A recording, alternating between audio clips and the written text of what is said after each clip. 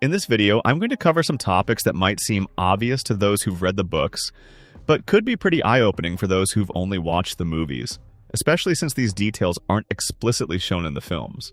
I hope at least one of these facts is helpful or new to you. Let's dive in. 1. Why do the elves call Gandalf Mithrandir? Throughout the movies, we repeatedly hear the elves refer to Gandalf as Mithrandir. Mithrandir. Limbu. You did the lateral. Mithrandir. This word means Grey Pilgrim in Elvish. Gandalf's mission in Middle-earth was to protect the Free Peoples against Sauron's forces. To fulfill this mission, he wandered for centuries, often literally on foot, hence the nickname Pilgrim. So, when the elves called him Mithrandir, they were simply describing in their own language what they saw, a wanderer dressed in grey. Tolkien describes Gandalf in The Hobbit like this, quote, "It was an old man with a staff. He had a tall pointed blue hat, a long grey cloak, a silver scarf over which his long white beard hung down below his waist, and immense black boots." But it's important to note that Gandalf wasn't actually called Mithrandir, or even Gandalf. These were nicknames given to him by the people of Middle-earth. The men thought he was an elf and nicknamed him Gandalf, which means Elf of the Staff. The dwarves, on the other hand, thought he was a man and called him Tharkun, which means Staffman. We'll see later why he didn't use his true name. 2. Do the wizards belong to the race of men? Someone who watches the Lord of the Rings movies without reading the books, which I imagine is most people, would naturally assume that Gandalf and the other wizards are part of the race of men. They might think they're just old men, scholars of magical arts who've spent their lives studying arcane knowledge. But that's not the case. In the Lord of the Rings universe, there are races that inhabit the physical plane and others that exist in the spiritual plane. Those spiritual beings are called Ainur, the original spirits. Sauron, for example, is one of these spirits, a particularly powerful one, by the way.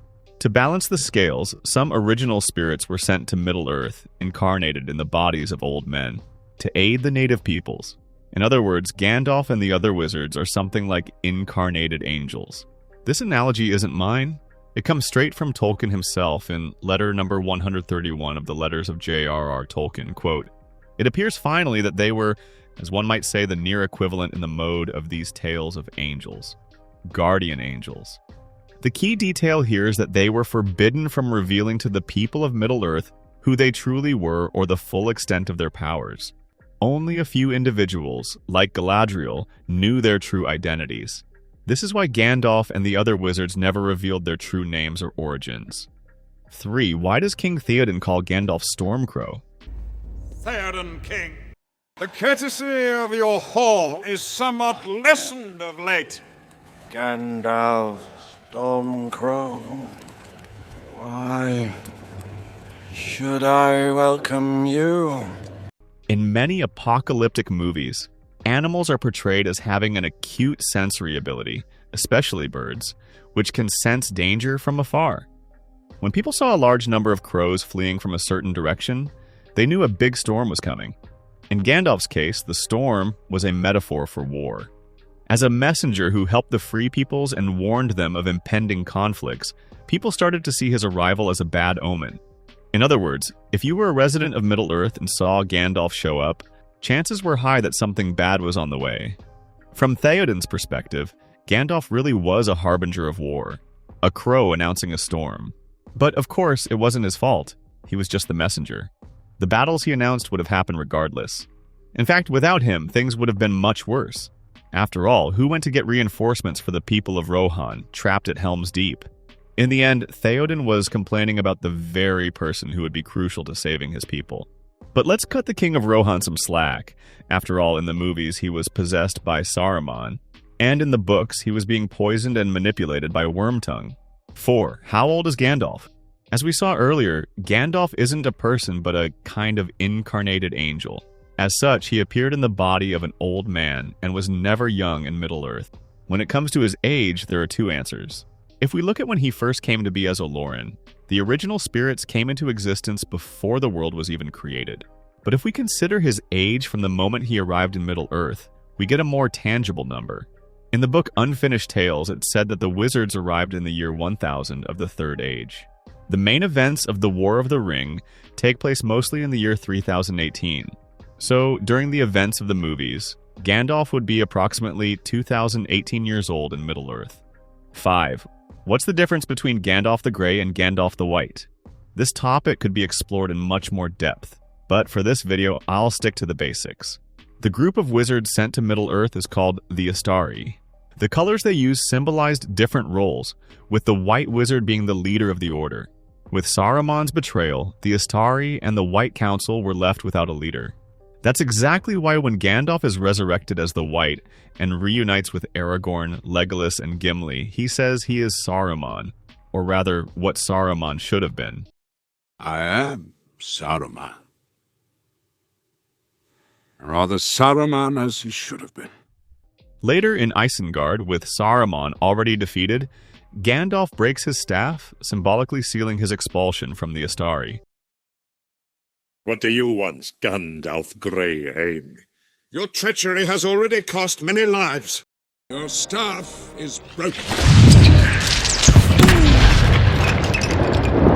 As for his transformation from grey to white, it happens in an interesting way.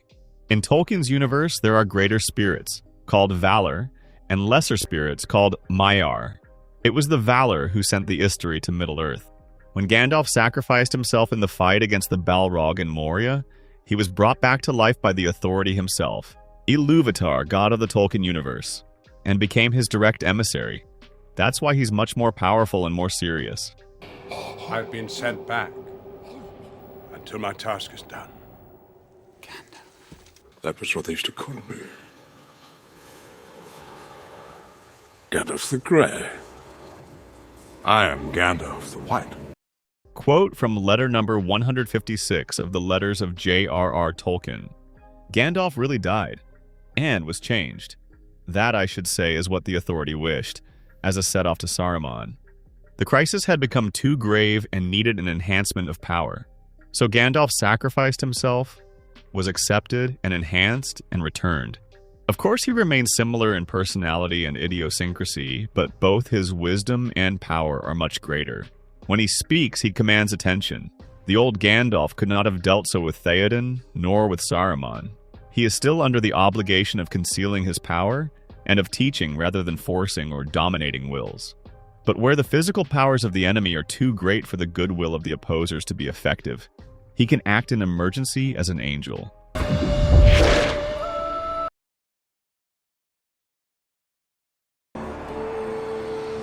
If you enjoy this kind of video, consider subscribing and leaving a like for more. It really helps small channels like this. Take care and see you in the next one.